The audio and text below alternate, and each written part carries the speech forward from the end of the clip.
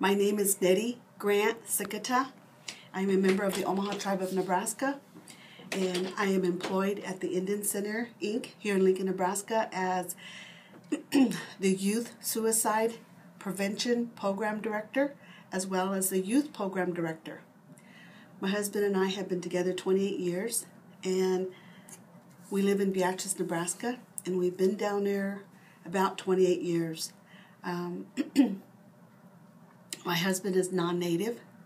He's Irish and Czech and a little bit of German. So we've been down there a few years, about 10 or 12 years, and came to a point when the only time I was going home to my home reservation was to attend funerals.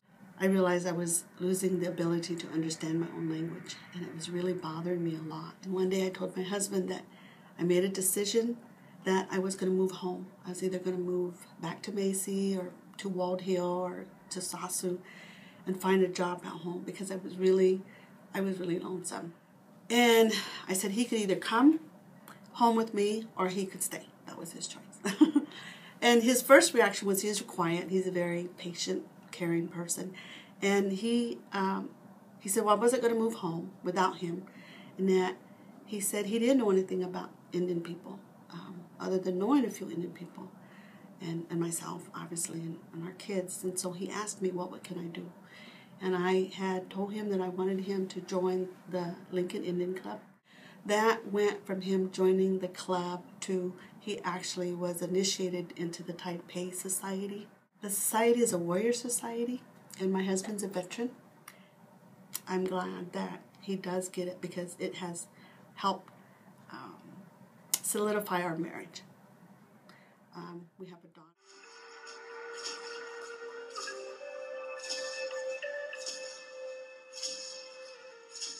My name is Vaughn Villarreal. I'm an enrolled member of the Omaha Tribe out of Macy, Nebraska. I was born and raised in Lincoln. Right now I am currently working at the Indian Center. I'm the administrative assistant and data collection specialist for the Youth Suicide Prevention Program. Growing up in Lincoln, growing up in a non-native community, it was a little different than somebody who grew up on the res. My experiences have been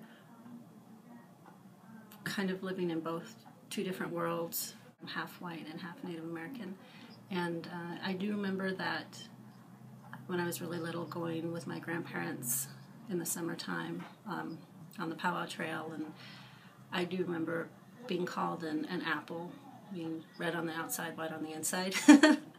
One example of some prejudice that I experienced early on in life was going to